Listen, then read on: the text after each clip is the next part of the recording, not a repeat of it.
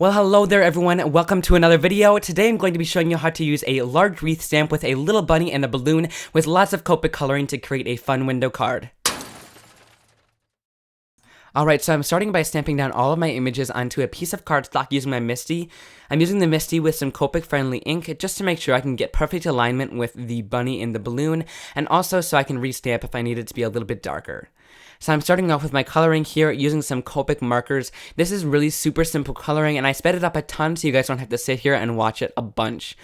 Also, I don't really know what to talk about while I'm coloring this image because it's super simple, so I'm just going to tell you the story about how I made this scene and how to kind of create scenes on your cards. So basically, I just look through all of my stamps and see kind of what works well together. Usually, I'll have a new stamp set that I really want to work with, so today was the wreath stamp set that I really wanted to work with because I found these images really cool. And so I just found a little image that fit perfectly inside and kind of created a theme to the card by adding the balloon to the bunny's hands.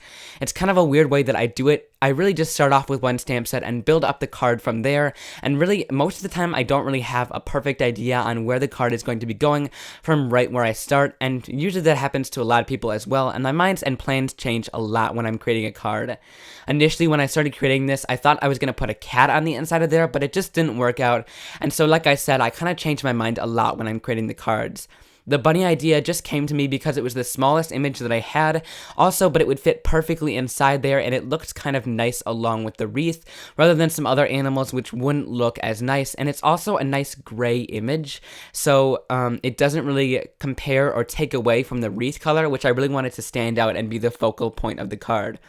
Since we're doing a window card today and the wreath dies kind of came separately, I filmed the clip, but I took it out of here because it was me struggling a lot. I clipped apart the die. I don't know if anything that I said just made sense, but usually I try to stick with the same color scheme throughout the card and make the things that I want to pop more in lots of color, and then take the things that I want to be kind of secondary images, but still need to add into my card in some less bright colors to kind of make it stand out and still be something that you look at, but look at it like second or third. I'm not sure if you guys completely understand that, but hopefully some of what I just said made sense. So I'm just finishing off by coloring the wreath in some bright colors as I had mentioned. Once all of my coloring is finished, I'm going to be taking that inside portion of the wreath die, which I actually had to cut out myself, and then die cut it from my machine and put it on the center, which will create my window. Then we're going to start some ink blending, Laura Basson style, with some super bright Altenew ink colors.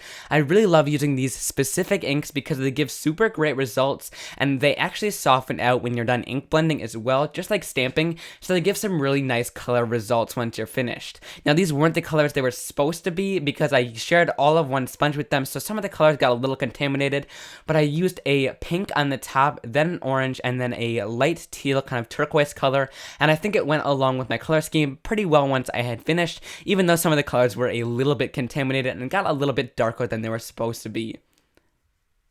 So to ink blend these, you really want to get a soft look. Once again, I sped this up a ton, but really take your time with this so you don't get any harsh edges. I chopped off the bottom portion of my card to make it fit better, and then added the wreath with some foam tape on my window, and I added the bunny on the inside so the little head will be popping out of the wreath. I then stamped and embossed a sentiment that said "Celebrate Today" in some white embossing powder and added that right on the bottom of the wreath card. Then I'm going to be taking a water brush, and since the Altenew inks are reactive with water, I'm going to add little dots with my water brush to create some fun texture and dimension. So that finishes off today's card. I hope you guys really enjoyed the video. I love creating this interactive card today and don't get to do it super often. If you enjoyed this video, don't forget to show me by giving me a big thumbs up, and don't forget to hit that subscribe button down below to become a member of the Inklibs family, and you will never miss another video like this by me. I have 2 other videos on the screen that I've created. These are my latest videos, and I would love if you guys can go check those card making videos out as well. If you would like to click my logo on screen, you can stop over to a blog post that I had created for this card, showing many more pictures of the card, and also all the supplies will be listed and linked down below in the description or over on my blog as well, and I'll see you guys very soon in another card making video. Bye!